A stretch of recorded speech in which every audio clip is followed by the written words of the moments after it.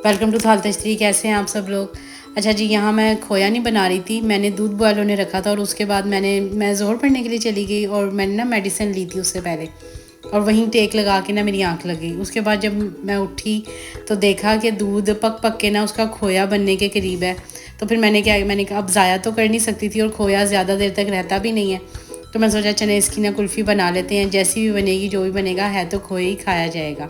तो मैंने क्या किया कि इलायची ली और उसको ना चीनी के साथ मैंने उसको ग्राइंड कर लिया और उसमें 1 कप दूध अलग से दोबारा से डाला। अच्छा, इसको ना इस स्टेज पे दोबारा जैसे हो जाता है ना, तो ये जो थोड़ा थोड़ा दाना होता है ना खोए का, ये ख़त्म करने के लिए ना इसको आप दोबारा ग्राइंड कर सकते हैं, लेकिन मैंने नहीं किया।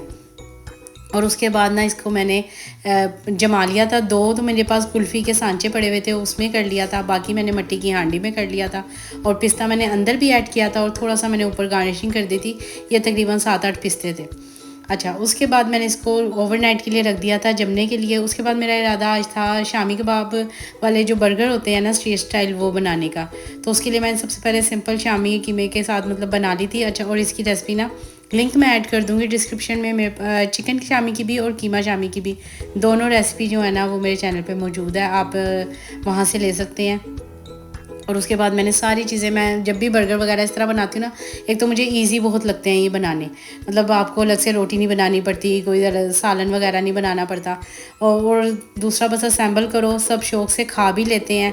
और उसमें मैं सबसे पहले ये करती हूँ कि मैं सॉस बना के रख लेती हूँ, सारा कोल्स्लो बना के रख लेती हूँ, और फिर उसके बाद मैं साथ साथ असेंबलिंग करती जाती हूँ और एक एक दो दो बर्गर सर्व करती जाती हूँ। उससे ना जैसे गरम गरम सब खाते भी रहते हैं अपना अपना लेकर, और काम भी साथ साथ ख़त्म हो जाता है।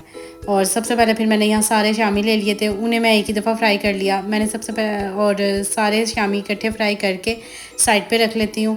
कॉल्स्लो में मैं यूज़ करती हूँ बंद गोभी, अगर आइसबर्ग हो फ्रेश तो फिर वो ले लेती हूँ साथ थोड़ा सा, और साथ बंद गोभी लेती हूँ। और उसमें थोड़ा सा दूध, मायो और ब्लैक पेपर और नमक यूज़ करती हूँ। और ये क्रीम के साथ भी बनता है। क्रीम के साथ मुझे ऐसा लगता है थोड़ा हैवी हो जाता है, और मायो में ये होता है कि थोड़ा ना जैसे आप दूध के साथ बनाते हैं ना, तो वो थोड़ा क्रीमी टेक्सचर भी रहता है और इतना ज़्यादा हैवी भी नहीं होता। बस फिर मैंने यहाँ ऑमलेट बना लिया। ऑमलेट भी इकट्ठा ही बना लिया था, बल्कि मैं ना बड़ा वाला तवा रख लेती हूँ, मेरे पास है एक, तो वो उसमें ना तकरीबन काफ़ी बर्गर्स लग जाते हैं, या 2 तवे इकट्ठे रख लेती हूँ। लेकिन बस आज मैंने एक ही तवे पे बनाया। मैंने कहा चले बस एक ही तवा करते हैं। और उसमें मैंने नमक तो जब एग बीट कर रही थी ना उसी वक्त ऐड कर दिया था, लेकिन ब्लैक पेपर जो है वो मैंने ऊपर से स्प्रिंकल कर दी थी। और इस तरह हाफ हाफ ऑमलेट करती गई और इसको फिर मैंने असेंबल किया। अच्छा, शवारमा मुझे बनाना घर में मुश्किल लगता है, पता नहीं क्यों। उसकी जैसे मुझे लगता है वाइट सॉस अलग बनाओ, फिर रेड चटनी अलग बनाओ, फिर चिकन को मैरिनेट करो और फिर अगर शवारमा, आपने शवारमा ब्रेड अगर आपने घर बनानी है तो वो एक अलग मतलब एक काम हो जाता है, एक टास्क की तरह लगता है शवारमा घर में बनाना। लेकिन बर्गर जो है ना किसी भी तरह के, इवन चिकन के बनाओ या दूसरे बनाओ, पैटी बर्गर बनाओ, ये मुझे इतने इजी लगते हैं ना, शामी बर्गर, पैटी बर्गर वगैरह, कि बस आपने पैटी वगैरह बनाई हुई हो और शामी बनी हुई हो तो वो बहुत, कबाब वाले कोई से भी बर्गर है या जिंगर भी है इवन, वो भी मुझे आसान लगते हैं बनाने।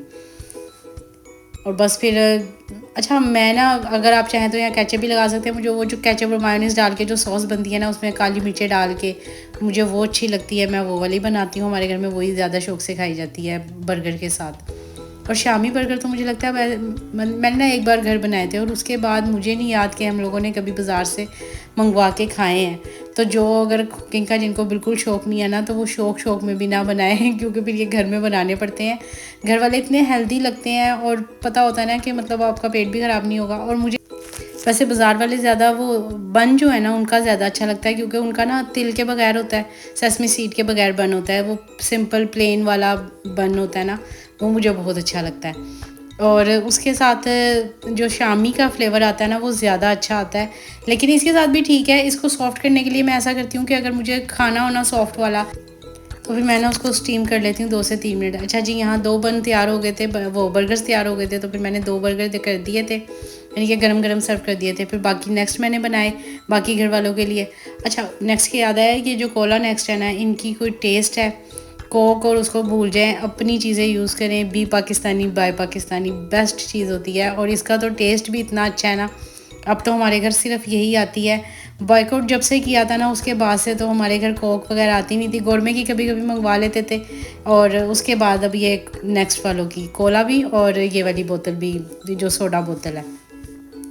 चले जी, मिलती हूँ इंशाल्लाह आपसे नेक्स्ट व्लॉग में। नेक्स्ट मैं ये भी बताऊँगी कि कुल्फ़ी कैसी बनी, और कुल्फ़ी कह लें, मटका कुल्फ़ी कह लें, या खोए वाली कुल्फ़ी कह लें, जो भी है। चले इंशाल्लाह मिलती हूँ आपसे कल। अल्लाह हाफिज़।